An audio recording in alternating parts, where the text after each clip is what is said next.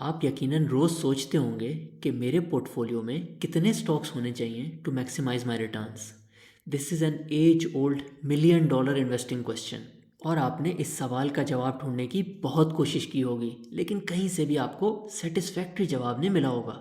ज़्यादातर लोग ये कहते हैं कि there is no correct answer to this question. ऐसा बिल्कुल नहीं है। इस वीडियो में हम आपको बताएंगे कि आपके पोर्टफोलियो में कितने स्टॉक्स होने चाहिए इन 3 easy steps। My name is Abdul Rahman. Let's start this video.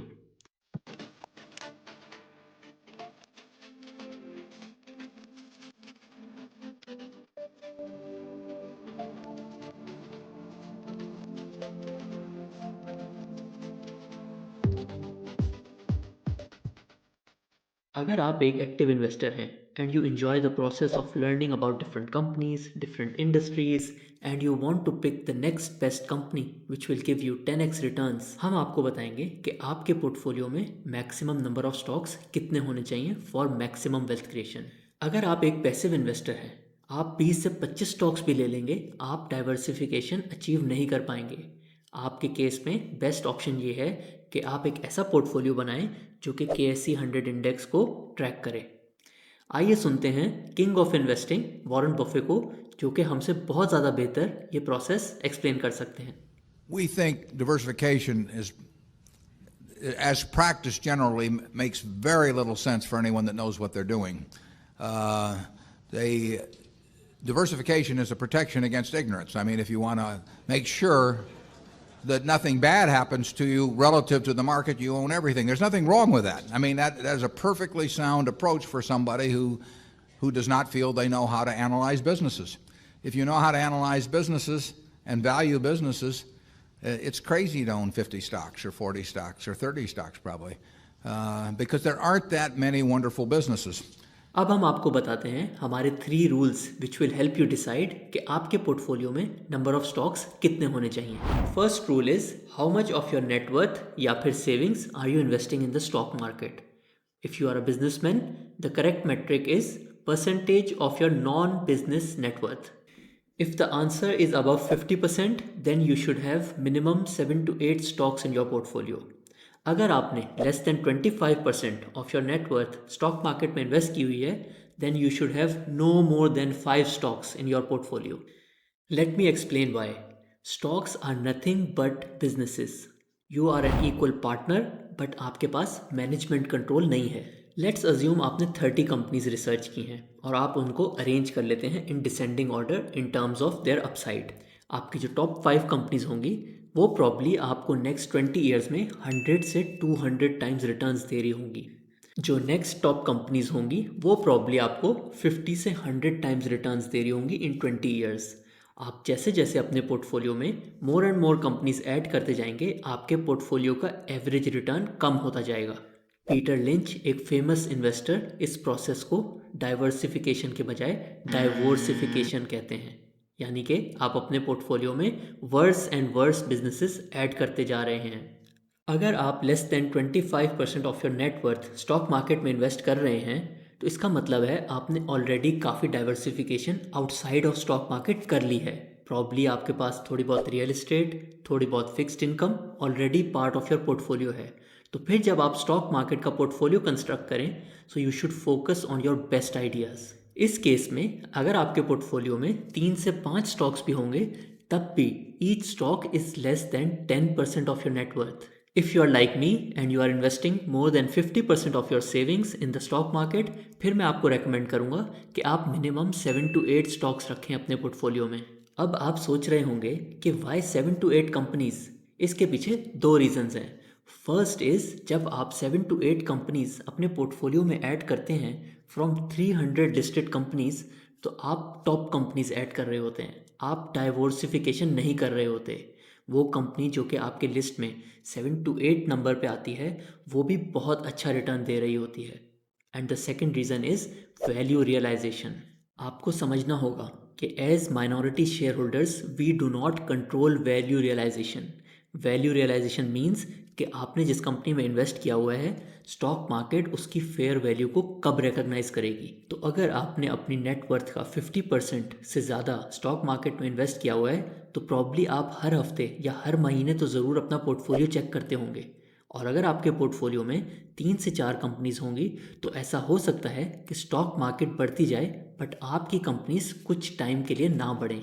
This can lead to anxiety and can lead to wrong decisions. इस चीज़ से बचना बहुत ज़रूरी है, इसीलिए I recommend investing in 7 to 8 companies, क्योंकि ऐसा भी हो सकता है कि वो कंपनी जो कि आपकी लिस्ट में 8th नंबर पे आती है वो किसी वजह से सबसे ज़्यादा रिटर्न दे जाए in the short term. So having 7 to 8 companies in your portfolio gives you the flexibility without compromising on returns. Later on in this video हम आपको ये भी बताएंगे कि ईच पर्टिकुलर स्टॉक को आपने कितना परसेंटेज वेट देना है इन योर पोर्टफोलियो। क्या आप हमेशा कंफ्यूज रहते हैं कि आपको किस कंपनी में इन्वेस्ट करना चाहिए and you want to learn and master your investments? Please subscribe to our channel and hit the bell icon button ताकि आप हमारी कोई भी फ्यूचर वीडियो मिस ना करें। This will help you in becoming a successful investor. Our second rule is, are you investing a lump sum amount या फिर आप over the next 2 to 3 years stock market में इन्वेस्टमेंट करने का plan रखते हैं। अगर आपका इन्वेस्टमेंट प्लान कुछ ऐसा है कि आप नेक्स्ट 3 to 5 ईयर्स में अपना स्टॉक पोर्टफोलियो बिल्ड कर रहे हैं, फिर हम आपको रेकमेंड करेंगे कि इनिशियल ईयर्स में आप अपने स्टॉक पोर्टफोलियो में अपने टॉप आइडियाज़ को रखें और फिर in the next 2 to 3 years जब आप और इन्वेस्टमेंट करें तो then you can invest in your next best ideas. Our third rule is, कुछ ऐसी situations which can give you the liberty to break the first 2 rules. आइए देखते हैं। Our first exception is you are no longer a minority shareholder. अगर आपका stake किसी भी business में एक ऐसे लेवल पे पहुंच गया है that you are part of the decision making process, फिर आपको इतनी ज़्यादा डाइवर्सिफिकेशन करने की ज़रूरत नहीं है। प्रॉब्ली आपके केस में 3 to 4 companies are more than enough, जैसे कि चार्ली मंगर का पोर्टफोलियो होता था। दुनिया में ज़्यादातर लोग 1 से 2 बिजनेसेस ही रन करते हैं और कभी भी उनको उसमें रिस्क महसूस नहीं होता, और उसकी वजह ये होती है कि वो उन बिजनेसेस को कम्प्लीटली अंडरस्टैंड भी करते हैं और उन बिजनेसेस में उनका कंप्लीट कंट्रोल भी होता है। तो कभी भी अगर आपको लगे कि you are no longer a minority share holder और आप एक्चुअली उस बिजनेस के डिसीजंस में एक कंट्रोल रखते हैं, then you can break our first 2 rules. अगर आप एक माइनॉरिटी शेयर होल्डर हैं तो then you should follow our first rule, and if you are investing more than 50% of your savings in the stock market, आपके portfolio में minimum 7 to 8 companies होनी चाहिए। Our second exception is कि अगर आपका portfolio size इतना बड़ा हो गया है कि आप 7 to 8 कंपनीज में इन्वेस्ट ही नहीं कर सकते, स्टॉक मार्केट में इतनी वॉल्यूम ही नहीं है कि आप किसी भी कंपनी में 10% ऑफ योर पोर्टफोलियो इन्वेस्ट कर सकें, फिर आप हमारे फर्स्ट 2 रूल्स को ब्रेक कर सकते हैं। And the third exception is कि आप कंफर्टेबल फील नहीं कर रहे having just 7 to 8 companies in your portfolio. You just can't sleep well at night. आपको ये पता होना चाहिए कि no amount of extra return is actually more valuable than your health. अगर आपको ऐसी फीलिंग्स आएँ so then go ahead and add a few more companies in your portfolio because it will improve your health and your investing decisions. आइए अब हम आपको बताते हैं कि how to decide how much percentage should each stock be in your portfolio. इसके लिए we recommend that you research the company fully and calculate its future ROIC। How to calculate future ROIC पे हमने एक detailed video already बनाई हुई है and we will link it in the description. Simple words में अगर future ROIC को explain करना हो तो इट टेल्स यू कि अगर आप एक बिजनेस में फर्दर 100 रुपीज़ की इन्वेस्टमेंट करेंगे तो वो बिजनेस आपको कितना रिटर्न जनरेट करके देगा। अगर किसी बिजनेस का फ्यूचर ROIC 30% है तो there are very high chances कि उसके नेक्स्ट 20 ईयर्स का शेयर प्राइस कैगर भी 30% के आसपास ही होगा। और अगर आप ऐसे बिजनेस में इन्वेस्ट करेंगे तो नेक्स्ट 20 ईयर्स में आपकी वेल्थ 200 टाइम्स हो जाएगी। So the first step is calculate future ROIC of all your companies in your portfolio, then rank them in descending order. Probably आपकी जो टॉप 3 कंपनीज होंगी उनका फ्यूचर ROIC 25 से 30% की रेंज में होगा और जो नेक्स्ट 5 कंपनीज होंगी उनका फ्यूचर ROIC 20 से 25% की रेंज में होगा। इस एक्सरसाइज के बाद deciding on the percentage allocation of each stock in your portfolio becomes really simple. In our opinion, your top 3 ideas should have each 13 to 15% of your portfolio, and your next best 5 ideas should have approximately 10 to 12% each in your portfolio.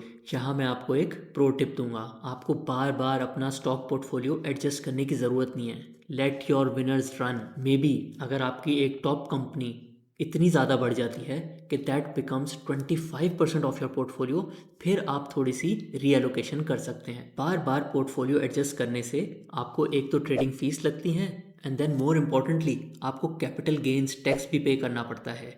आप जितना ज़्यादा time एक stock को hold करेंगे उतना कम आपको capital gains tax देना होगा। So these were our 2 cents on this very important investing question.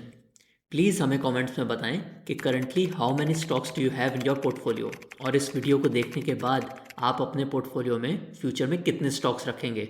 आप अपनी स्क्रीन पे हमारी वेबसाइट देख सकते हैं। Please visit our website to have a look at our detailed blogs on different companies, different sectors, read our investing framework, and also have a look at our different investment management services so you can grow your savings exponentially. Please share this video with your friends ताकि वो भी अपने investment decisions अच्छे तरीके से ले सकें। We are all in this wealth creation journey together. अगर आप हमारे top investing ratio, future ROIC के बारे में और जानना चाहते हैं, please click here. This is Abdul Rahman and I'll see you in the next one.